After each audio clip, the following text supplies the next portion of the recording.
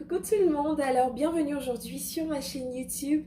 Donc ce qui va se passer, c'est que c'est la vidéo de présentation de ma personne, mais aussi de la chaîne. Donc ça fait un bon moment que j'ai commencé. Il y a des gens qui ne me connaissent pas, qui savent pas trop, bon, chez qui, on sait pas trop, est-ce qu'on peut lui faire confiance en ce qu'elle dit, etc., etc. Vous savez pas trop. Donc aujourd'hui c'est une petite vidéo de présentation, vous parler un peu plus de moi, de ma personne, de ce que j'aime faire, etc.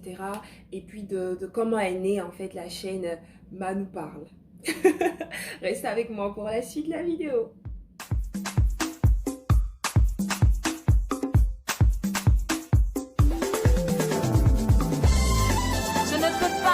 De parler de lui, car sa parole est comme du feu dans mes os.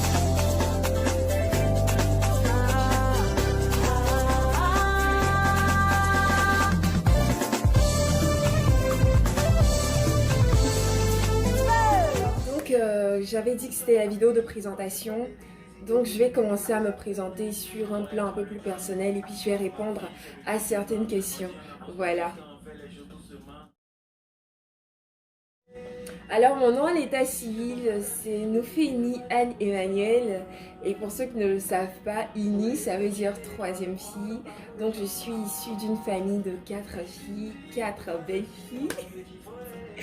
4 belles filles, voilà, donc je suis la troisième et puis j'ai mon petit bébé la dernière, c'est trop mon amour en fait, voilà. Originaire de la Côte d'Ivoire, voilà.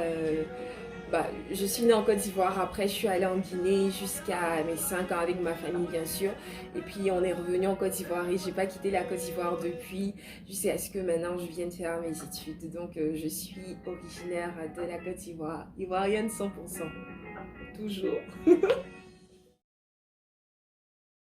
En quoi j'étudie, d'accord, je suis en information communication, donc volet relations publiques, j'aime la communication, voilà, donc volet relations publiques, et puis j'ai effectué une mineure en langue étrangère, donc volet espagnol, voilà.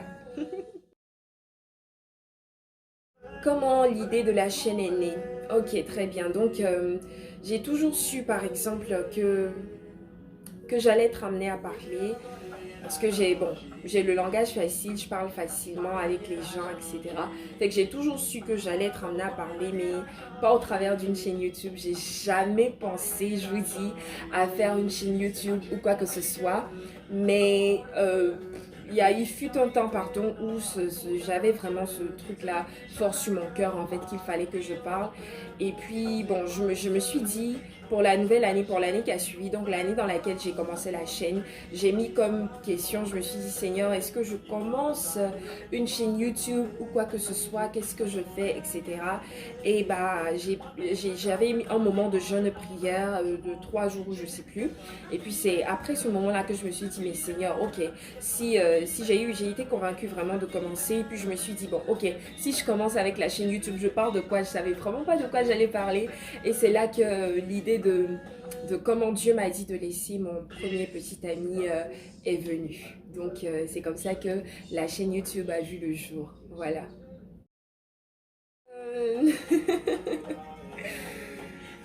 Qu'est-ce que j'aime manger? En tout cas, comme nourriture ivoirienne, j'aime beaucoup la sauce graine. Donc, j'aime trop la sauce graine. J'aime beaucoup, beaucoup, beaucoup, beaucoup la sauce graine. Avec côte de bœuf dedans. Vous voyez, donc côtelettes, avec les côtelettes, avec toute la bonne viande et tout, viande de bœuf. J'aime la sauce graine. Et puis, c'est la première sauce que j'ai appris à préparer. Donc, voilà. J'aime beaucoup la sauce graine, gris. La quali un peu moins, mais c'est ça. J'aime beaucoup la sauce graine, etc. À part ça, frites, à loco, à ticket.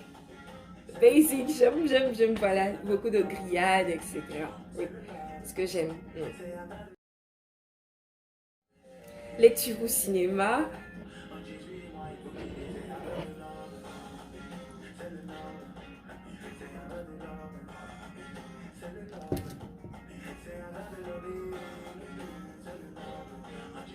Livre, isbe. Les deux, hein, les deux, ouais, les deux. J'aime beaucoup la lecture, j'aime beaucoup le cinéma, donc les deux. Mon verset préféré, Ok, on va dire que j'ai pas vraiment de verset préféré, mais j'ai un chapitre préféré et puis il s'agit d'Ésaïe 53. Pour ceux qui ne savent pas, Ésaïe 53 dit qui a cru à ce qui nous était annoncé, qui a reconnu le bras de l'Éternel, il s'est élevé devant lui comme une faible plante, comme un végéton qui sort d'une terre desséchée. Il n'avait ni beauté ni éclat pour attirer nos regards et son aspect n'avait rien pour nous plaire. Méprisé et abandonné des hommes, homme de douleur et habitué à la souffrance, semblable à celui dont on détourne le visage, nous l'avons dédaigné, nous n'avons fait de lui aucun cas. Cependant, ce sont nos souffrances qu'il a portées, c'est de nos douleurs qu'il s'est chargé, et nous l'avons considéré comme puni, frappé de Dieu et humilié. Mais il était blessé pour nos péchés, brisé pour nos iniquités. Le châtiment qui nous donne la paix est tombé sur lui et c'est par ses meurtrissures que nous sommes guéris. Alors j'aime beaucoup, le chapitre continue bien sûr, mais j'aime beaucoup Ésaïe 53 parce que pour moi c'est vraiment un chapitre fort qui résume l'amour de Dieu pour nous.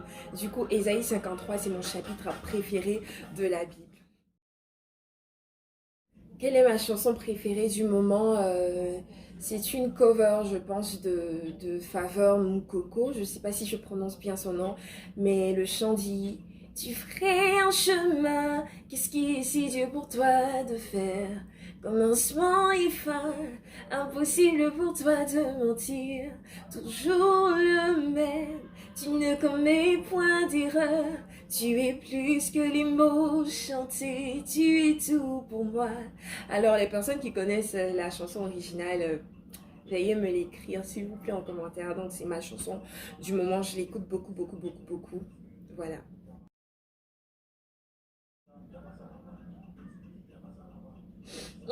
Actually, je pense que faut être assez équilibré, surtout à ce moment. Avant, c'était talon à 100%. Mais maintenant, je pense qu'il faut être assez équilibré en fait. Et puis les baskets, c'est cool. Et que je dirais les deux. Événement historique, événement historique. Il y a la crucifixion de Jésus que j'allais vouloir voir. Euh, je sais pas si j'allais pouvoir supporter en fait.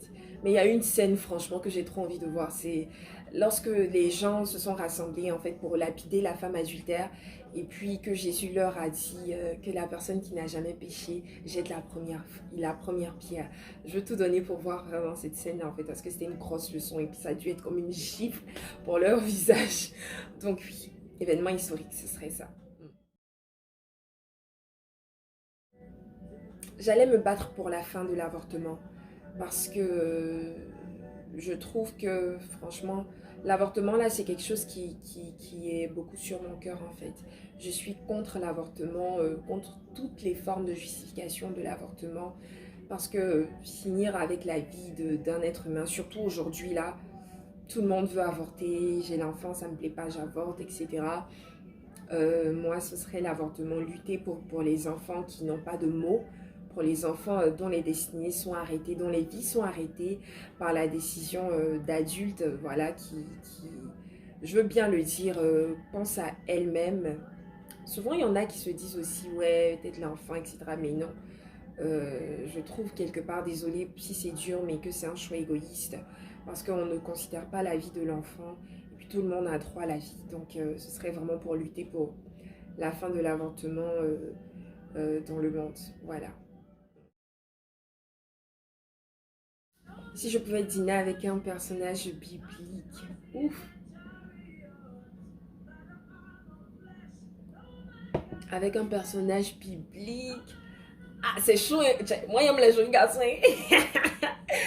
Donc là, la Bible dit de David qu'il était très beau de figure. Donc, j'ai envie de voir David. Mais non, non, non, non, non, non, non, non. Plus sérieusement, biblique, biblique, biblique. Eh, ouais, c'est fait. Maintenant sur le coup en fait je sais pas, j'ai envie de parler avec eux tous parce que chacun a eu une histoire différente avec Dieu, a eu ses propres combats, voilà, a eu ses propres victoires, fait que je saurais pas dire. Je saurais pas dire. J'aime toutes les histoires bibliques mais cette histoire là me parle beaucoup me montre trop l'amour de Dieu en fait. C'est-à-dire que la Bible raconte l'histoire de cette femme qui avait perdu son mari et qui venait de perdre son seul fils, donc il lui restait. Et elle passait, bon, enfin le cortège, donc je vais appeler ça le cortège, donc on va dire toutes les personnes, ils partent aux funérailles avec le cadavre et tout ça. Et quand elle a rencontré Jésus, en fait, Jésus a ressuscité son enfant. C'est une histoire biblique qui me touche beaucoup. Donc là, vous pouvez voir, ça se trouve ici, voilà, euh, dans la Bible, voilà. Ça me touche beaucoup. Eh bien, si tu es nouveau, si tu es de passage sur cette chaîne, reste là, reste avec moi, reste avec la communauté, parce qu'on va de gloire en gloire, on grandit, je grandis, et puis je crois que vous grandissez aussi. Alors reste avec moi, continue de suivre mes vidéos, toi-même tu pourras remarquer aussi ma croissance spirituelle, etc. Et puis j'espère vraiment que tu vas rester avec moi. Abonne-toi si tu n'es pas encore abonné, fille, yeah, ça me fait plaisir que même tu aies pris quelques minutes pour t'arrêter sur cette chaîne. Alors le Seigneur va te bénir, Dieu va te parler, Dieu va te faire du bien. Et puis voilà, reste ici, abonne-toi et puis continue de suivre mes vidéos. Moi, je suis encore jeune aussi, donc c'est que, chers amis jeunes, faut qu'on se mette au travail pour l'œuvre du Seigneur, parce que la Bible a dit, jeunes gens, vous avez vaincu le malin, et puis il faut que ça devienne notre réalité.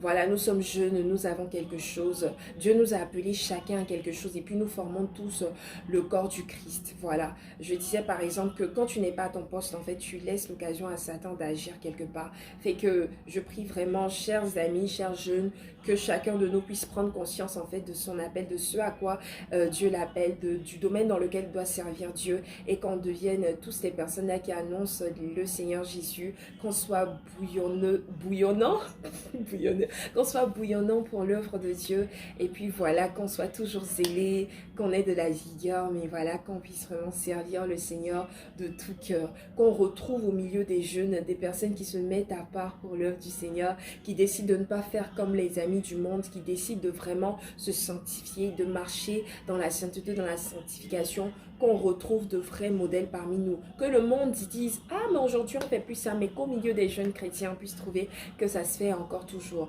Voilà. Donc c'est ça, continuer à servir le Seigneur, et puis Dieu nous aime, on est tous appelés à faire quelque chose avec Dieu. Donc c'est ça, chers amis jeunes, levons-nous. Voilà.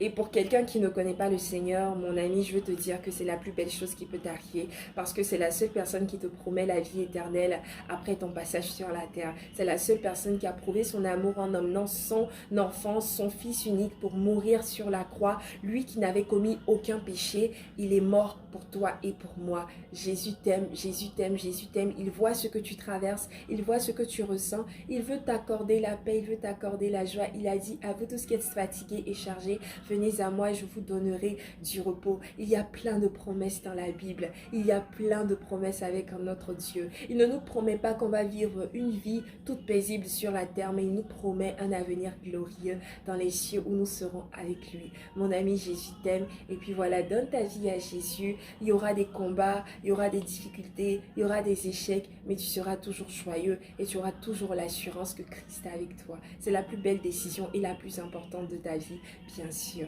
Alors donne ta vie à Jésus, il t'aime et ses bras sont grands ouverts pour te recevoir. Voilà. Bon bah merci à tous ceux qui ont regardé cette petite vidéo de présentation. J'espère que vous en avez appris un peu plus sur ma personne et puis sur la chaîne. Donc voilà. Pour les personnes qui demandent ce qui s'en vient, voilà, des entrevues, pourquoi pas des petits films, etc. Mais c'est ça, des entretiens, recevoir des serviteurs de Dieu, recevoir des amis, recevoir des jeunes aussi chrétiens dans la foi. Et puis voilà, grandir ensemble. Donc restez connectés, suivez, continuez de me suivre, de prier pour moi aussi, parce que c'est pas facile. Vous savez, on a tendance à critiquer ceux qui se mettent devant, ceux qui sont devant là, mais c'est vraiment pas facile, c'est pas facile. Et voilà. Je vous aime beaucoup, Dieu vous aime, et puis bien de choses dans vos différentes vies.